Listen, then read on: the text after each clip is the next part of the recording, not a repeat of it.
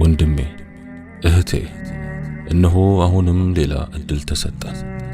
ከኛ የሚጠበቀው መነሳት ነው። ቆርጠን ከሱ ሳይሆን ወደሱ ወደ አላህ ለመሸሽ እንፍጠን። ወሩ መሰናበቱ አይቀርምና እናትርፍ ሳያመልጠን።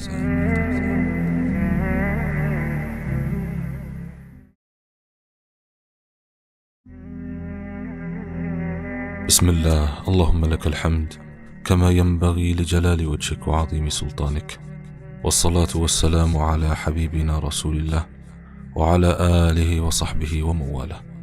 السلام عليكم ورحمة الله وبركاته. رب اشرح لي صدري ويسر لي أمري واحلل عقدة من لساني يفقه قولي. سيساين لماغنت بذات ያላቸው የተለያዩ ሰበቦች አሉ። ከዋና ዋናዎች መካከልም አንዱ አላህን መፍራት ወይም ተቅዋ ነው። አላህ ስብሓንሁ ወተዓላ እንዲህ ይላል፣ አዑዙ ቢላሂ ሚነ ሸይጣን ረጂም أوعجبتم أن جاءكم ذكر من ربكم على رجل منكم لينذركم واذكروا إذ جعلكم خلفاء من بعد قوم نوح وزادكم في الخلق بسطة فاذكروا آلاء الله لعلكم تفلحون. ከጌታችሁ የሆነ ግሳጼ ከናንተ ውስጥ በአንድ ሰው ላይ ያስጠነቅቃችሁ ዘንድ ቢመጣባችሁ ትደነቃላችሁን? ከኖሕም ሕዝቦች በኋላ ምትኮች ባደረጋችሁና በፍጥረትም ግዙፍነትን በጨመረላችሁ ጊዜ አስታውሱ። የሻችሁትንም ታገኙ ዘንድ የአላህን ጸጋዎች አስታውሱ። ሱረቱል አዕራፍ አንቀጽ 69። የእስትግፋርና የተውባን ጥቅም ሲናገርም አላህ ስብሓንሁ ወተዓላ እንዲህ ብሏል፣ ወኢዛ መሰል ኢንሳነ አዱሩ ደዓና ሊጀንቢሂ أو قاعدا أو قائما فلما كشفنا عنه ضره مر كأن لم يدعنا إلى ضر مسه كذلك زين للمسرفين ما كانوا يعملون. ሰውንም ጉዳት ባገኘው ጊዜ በጎኑ ላይ ተጋድሞ ወይም ተቀምጦ ወይም ቆሞ ይለምናል። ጉዳቱንም ከሱ ላይ በገለጥንለት ጊዜ ወዳገኘው ጉዳት እንዳልጠራን ሆኖ ያልፋል። እንደዚሁ ለድንበር አላፊዎች ይሰሩት የነበሩት ሥራ ተሸለመላቸው። ሱረቱ ዩኑስ አንቀጽ 12። ሲሳይ ለማግኘት አብይ ምክንያት ሊሆኑ ከሚችሉ ነገሮች መካከል ከወንጀል መራቅ አንዱ ነው። ወንጀልን መዳፈር የዱንያንም የአኺራንም ኸይር ይዘጋል። አላህ ስብሓንሁ ወተዓላ እንዲህ ይላል፣ ወማ አሳበኩም ሚን ሙሲበትን ፈቢማ ከሲበት አይዲኩም ወያዕፉ ዐን ከሲር። ከመከራም ማንኛውንም ያገኛችሁ ነገር እጆቻችሁ በሰሩት ኃጢአት ምክንያት ነው፣ ከብዙም ይቅር ይላል። ሱረቱ ሹራ አንቀጽ 30። اللهم إنك عفو تحب العفو فاعف عنا። የአላህ መልእክተኛ ሰለዋቱ ረቢ ወሰላሙሁ ዐለይህ እንዲህ ይላሉ፣ አንድ ሰው በሚሰራው ኃጢአት ምክንያት ሲሳዩን ይከለከላል። አሕመድ ዘግበውታል። አንድ ሊቅ አላህን የሚፈራ ሰው ከችግሮቹ ሁሉ መውጫ በር ይከፍትለታል፣ ከማያስበውም በኩል ሲሳይን ይሰጠዋል ተብሎ ሲነገራቸው እንዲህ ነበር ያሉት፣ አዎ በአላህ እምላለሁ እኛ ተገቢውን መፍራት ሳንፈራውም መውጫ ያደርግልናል፣ ሲሳያችንንም ይሰጠናል። አላህን የሚፈራ ወንጀሉን ያብስለታል፣ ምንዳውንም ያተልቅለታል ሲል የገባልንንም ቃል እንደምናገኝ ተስፋ እናደርጋለን። ከሰለፎች አንዱ ቸሩና ቻዩ ጌታዬ አላህ ስብሓንሁ ወተዓላ እርሱን የሚወነጅልን ሰው ሲሳዩን በመስጠቱ ተደንቀው እንዲህ ይላሉ፣ ፀሐይ ከወጣች በኋላ የሱብሒን ሰላት የማይሰግድን ሰው እንዴት ሪዝቅ እንደሚሰጠው ይገርመኛል። አጂብ! እኛ ከነርሱ አንጻር የት ነን? እነዚህ ደጋግ ተምሳሌቶቻችን ይህች የቅርቢቱ ዓለም ወይም ዱንያ ዋና ቁም ነገራቸው አልነበረችም፣ የመኖሪያ ዓላማቸውም ሆና አታውቅም። ይልቁንም ለሌሎች የአላህን ጸጋዎች ትልቅ ቦታ ይሰጡ ነበር። ከሁሉም አስቀድመው አላህ ስብሓንሁ ወተዓላ እስልምና ስለሰጣቸው ትልቅ ጸጋ አድርገው ይወስዱት ነበር። ከዚያም አካላቸው ጤና፣ ሀገራቸው ሰላም መሆኑ ለነሱ ትልቅ የአላህ ጸጋ ነበር። ወአታኩም ሚን ኩሊ ማ ሰአልቱሙህ ወኢን ተዑዱ ኒዕመተ ላሂ ላ ትሕሱሃ ኢነል ኢንሳነ ለዘሉሙን ከፋር። ከለመናችሁትም ሁሉ የሰጣችሁ ነው። የአላህንም ጸጋ ብትቆጥሩ አትዘልቋትም። ሰው በጣም በደለኛ ከሃዲ ነው።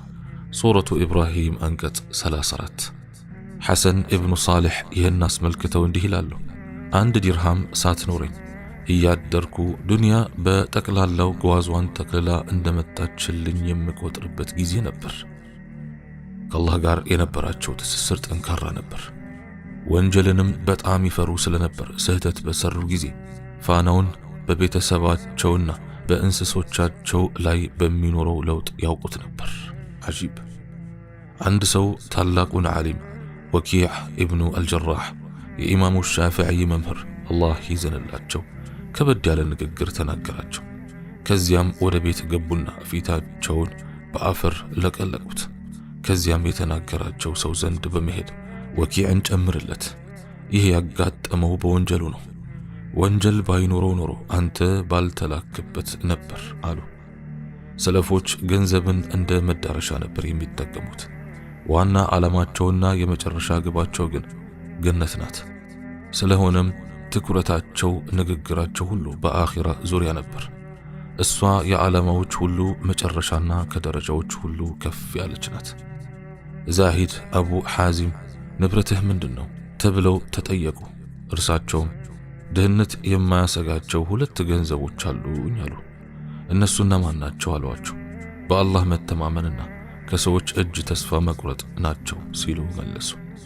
አላህ ስብሓንሁ ወተዓላ ገንዘብ የሰጠው ሰው ሊያመሰግነውና እሱን ለመታዘዝ ሊጠቅመው ይገባል። እንዲሁም በግራም በቀኝም ለሚገባቸው ሰዎች መዘርጋትና ጉዳዮችን መፈጸም አለበት። ኢብኑ ተይሚያ አላህ ይዘንላቸው እንዲህ ይላሉ። ገንዘብን የተባረከ ይሆን ዘንድ በቸርነት ሊይዘው ይገባል። በልቡ ውስጥ ቦታ ሊሰጠው አይገባም። ገንዘብን ለማግኘት መንቀሳቀስ ካለበትም ጠፍ መሬትን ለማልማት እንደሚንቀሳቀስ አድርጎ መውሰድ አለበት። اللهم إنك عفو تحب العفو فاعف عنا። ቀጥለውም እንዲህ አሉ። ገንዘብ ጉዳዩን ለመፈጸም ብቻ የሚጠቀምበት መሆን ይኖርበታል። ለምሳሌ እንደሚጋልበው አህያ፣ እንደሚጠቀምበት ምንጣፍ፣ እንዲያውም እንደሚጸዳዳበት ቦታ ሊሆን ይገባል። ገንዘብ ባሪያው አድርጎ ቅጡን ማጣት የለበትም። መጥፎ ነገር ሲያጋጥመው ብስጩ፣ ጥሩ ነገር ሲያጋጥመው ደግሞ ከልካይ ሊሆን አይገባም። የአላህ ስብሓንሁ ወተዓላ ሪዝቅ የተወሰነና የተጻፈ ጉዳይ ነው። ጉጉት አያመጣውም። ችኮላ ስንፍናም አያስቀረውም። አላህ ስብሓንሁ ወተዓላ በእውቀቱና በፍትህ ሲሳይን አከፋፍሏል። ስለዚህም ነው እንዲህ ያለው ሰው ክህደት ውስጥ የገባው። ቃለ ኢነማ ኡቲቱሁ ዐላ ዒልሚን ዒንዲ أولم يعلم أن الله قد أهلك من قبله من القرون من هو أشد منه قوة وأكثر جمعا ولا يسأل عن ذنوبهم المجرمون. ሀብቱን የተሰጠሁት እኔ ዘንድ ባለው እውቀት ብቻ ነው አለ።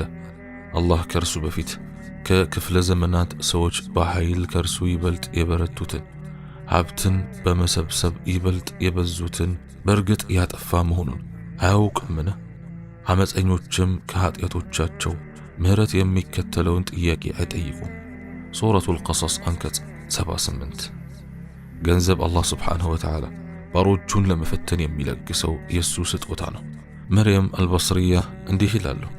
የሚከተለውን የአላህ ስብሓንሁ ወተዓላ ቃል ከሰማው ጊዜ ጀምሮ በሪዝቅ ጉዳይ አስቤ አላውቅም።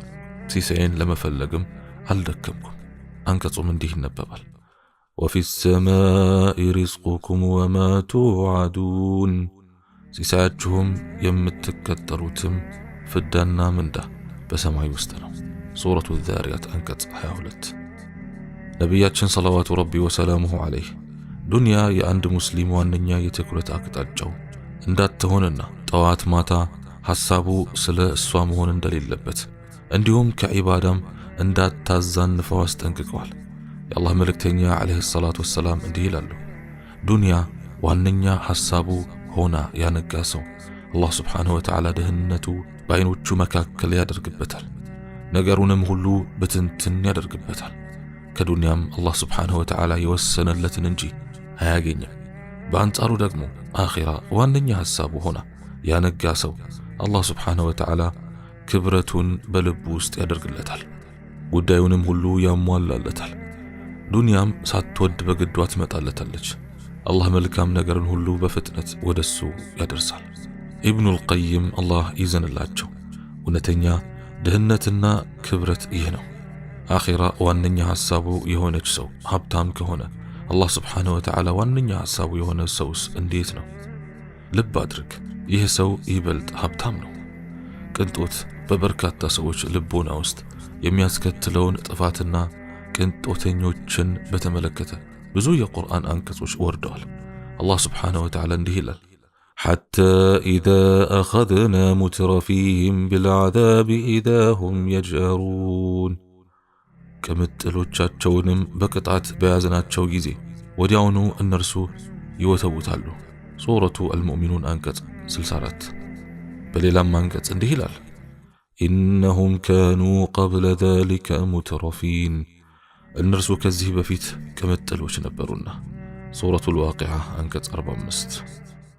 وإذا أردنا أن نهلك قرية أمرنا مترفيها ففسقوا فيها فحق عليها القول فدمرناها تدميرا كتمانم لما طفات بفلقنا جيزي ባለጸጋዎቿን እናዛለን፣ በውስጧም ያመጣሉ፣ በእርሷም ላይ ቃሉ ወይም ቅጣቱ ይፈጸምባታል፣ ማጥፋትንም እናጠፋታለን። ሱረቱል ኢስራ አንቀጽ 16። اللهم إنك عفو تحب العفو فاعف عنا። ሸይኹል ኢስላም ኢብኑ ተይሚያ አላህ ይዘንላቸውና ሰዎች ከገንዘብ ጋር ካላቸው ግንኙነት አኳያ ሲከፋፈሏቸው እንዲህ ይላሉ፣ በድህነት ውስጥ ብዙ ሰዎች ደግ ሆነው መኖር ይችላሉ፣ በሀብት ግን ጥቂቶች ካልሆኑ በቀር ከመንገድ ይወጣሉ። ስለዚህም ነው ጀነትን ከሚገቡት መካከል ብዙዎቹ ምስኪኖች የሆኑት። ምክንያቱም ከሀብት ፈተና ይልቅ የድህነት ፈተና ቀለል ስለሚል ነው። ሁለቱም ትዕግስትና ምስጋና ይፈልጋሉ። ነገር ግን በደስታ ውስጥ እርካታ ስለሚገኝና በችግር ውስጥ ደግሞ ህመም ስላለ ምስጋናን ለደስታ ትዕግስትን ደግሞ ለችግር ተደርጎ ይወሰዳል። ስለዚህ ገንዘብ በራሱ ያለው ጥቅም ትንሽ ነው። ገንዘብ ለባለቤቱ ሊሆን የሚችለው የዕለት ጉርስ ወይም የሚለብሰው ልብስ አሊያም የሚጭነው መኪና ነው። አላህ ኸይር የሻለት ሰው ግን ከገንዘቡ ለሌሎች ይለግሳል ወይም ይመጸውታል፣ ሰዎችን ይፈቅድበታል። ጭንቅ ውስጥ ያለንም ሰው ያድንበታል። እጅጉን ደስ የሚያሰኝ ገንዘብ ማለት ይህ ነው። ነቢያችን ሰለዋቱ ረቢ ወሰላሙሁ ዐለይህ የሰው ልጅ ለገንዘብ ያለውን ጉጉትና የተሳሳተ እይታ በተመለከተ እንዲህ ይላሉ፣ የአደም ልጅ ገንዘቤ ገንዘቤ ይላል። ከገንዘብህ ውስጥ በልተህ ያጠፋኸው፣ ለብሰህ የጨረስከው ወይም ተመጽውተህ ያቆየኸው እንጂ ሌላ አለህን? ሙስሊም ዘግበውታል። ያሕያ ኢብኑ ሙዓዝ ይህን ጉዳይ አስመልክተው የሚቀጥለውን ተናግረዋል። ምስኪኑ የአደም ልጅ ድህነትን እንደሚፈራ ሁሉ እሳትን ቢፈራ ኑሮ ጀነትን በገባ ነበር። አጂብ! ያለፉት ሰለፎች የአላህን ቅጣት ከመፍራታቸው የተነሳ ለነፍሳቸው ተጠንቅቀው ነበር የሚኖሩት። ለመዳን በመፈለግና ጥፋት ውስጥ እንዳይወድቁ ከመፍራታቸው የተነሳ ነፍሳቸውን ዘወትር ይገመግሙ ነበር። ኸርሚ ኢብኑ ዩንስ አቡ ዩስፍ አልጉሊ እኔ ከ60 ዓመት ጀምሮ ምን መብላት እንዳለብኝ ግንዛቤ እየወሰድኩ ነው ያለሁት ሲሉ ሰምቻለሁ ብለዋል። ኢማም አቡ ሐኒፋ አላህ ይዘንላቸው ልብስ ነጋዴ ነበሩ። አንድ ጊዜ አንድ ሰው መጣና እኔ ልብስ ለመግዛት ፈልጌ ነበር አላቸው። ምን አይነት ከለር አሉት? የዚህ አይነት ከለር ያለው ብሎ መግለጫዎቹን ጨምሮ ነገራቸው። እርሳቸውም አሁን ለጊዜው የለም እስከሚደርስ ታገስ አሉት። ሳምንት ሳይደርስ የተፈለገው ልብስ መጣ። አቡ ሐኒፋም የሚፈልገው ልብስ መምጣቱን ለሰውየው ነገሩት። ሰውየውም ልብሱን ሲያየው በጣም ደስ አለውና ስንት ልክፈል አላቸው። ኢማሙም 1 ዲርሃም አሉት። ሰውየውም በመገረም እየቀለድክብኝ ነው እንዴ አላቸው። አይደለም፣ ነገር ግን እኔ በ20 ዲናርና በ1 ዲርሃም 2 ልብሶችን ገዝቼ ነበር። አንዱን ልብስ በ20 ዲናር ሸጥኩት። የገዛሁበትን ዋጋ ለመመለስ የቀረኝ 1 ዲርሃም ነው። በወዳጄ ላይ ማትረፍ ደግሞ አልፈልግም አሉት። በመጨረሻም ሰውየው ልብሱን ይዞ ተደስቶ ወደ ቤቱ ሄደ። ዛሬ ብዙ ሰዎች ዲናቸውን እየጠጋገኑ ያፈርሳሉ። ለዚህም ነው በአላህ ፍራቻ ማልቀስ የጠፋውና ቀልብ የደረቀችው። ሱሀይል አላህ ይዘንላቸውና እንዲህ ይላሉ፣ ሐላል እስካልበላህ ድረስ ፈሪሃ አላህ አታገኝም። ዓጣ ኢብኑ የሳር አንድ ሰው መስጂድ አካባቢ ሲሸጥ ሲያዩት ጠርተው ይህ የአኺራ ገበያ ነው፣ ዕቃህን መሸጥ ከፈለክ ወደ ዱንያ ገበያ ሂድ አሉት። ከኻሊድ አልበለዊ የሚከተለው ተዘግቧል። አንድ ሰው ኢማም አቡ ሐኒፋ ዘንድ መጣና እባክህ እኔ ለእናቴና ለባለቤቴ የሚሆን 2 ልብሶች እፈልጋለሁና ጥሩ ነገር ስጠኝ አላቸው። እርሳቸውም ምን አይነት ልብስ ነው የምትፈልገው አሉት። ፍላጎቱን ገለጸላቸው። ከዚያም እሺ የ2 ሳምንት ጊዜ ስጠኝ አሉት። ሰውየውም እሺ ብሎ ሄደና ጊዜው ሲደርስ ተመልሶ መጣ። ኢማሙ 2ቱን ልብሶችና 1 ዲናር ጨምረው ሰጡትና አብሽር፣ እኔ ባንተ ምክንያት እየከሰርኩ አይደለም፣ ልብሶቹን አዘጋጅቼልህ እያለ አላህ ሱብሓነሁ ወተዓላ ስለረዘቀኝ ላመሰግነው ፈልጌ ነው አሉት። በጊዜው የነበሩት ሰዎች ሁኔታው ስለገረማቸው አባ ሐኒፋ ሆይ በመካከላችሁ የቆየ ወዳጅነት ነበርን ሲሉ ጠየቋቸው። እሳቸውም የለም፣ ጥሩ ዕቃ ስጠኝ ሲል አልሰማሁምን አሉ። ታላቁ ዓሊምና ታቢዒ ሰዒድ ኢብኑ ጁበይር አላህ ይዘንላቸው እንዲህ ይላሉ፣ አንድ ሰው ለሌላው ጥሩ ነገር ሽጥልኝ ካለው አደራ ጥሎበታል ማለት ነው። ስለሆነም አደራዬን ለመወጣት ጥሩ ነገር ለመስጠት የምችለውን ሁሉ አደርጋለሁ። አላህ ስብሓንሁ ወተዓላ ሪዝቃችንን ያስፋልን፣ በረከቱንም ይለግሰን። እኔም በተናገርኩት እናንተም በሰማችሁት የምንጠቀም ያድርገን። سبحانك اللهم وبحمدك أشهد أن لا إله إلا أنت أستغفرك وأتوب إليك وآخر دعوانا أن الحمد لله رب العالمين والسلام عليكم ورحمة الله وبركاته.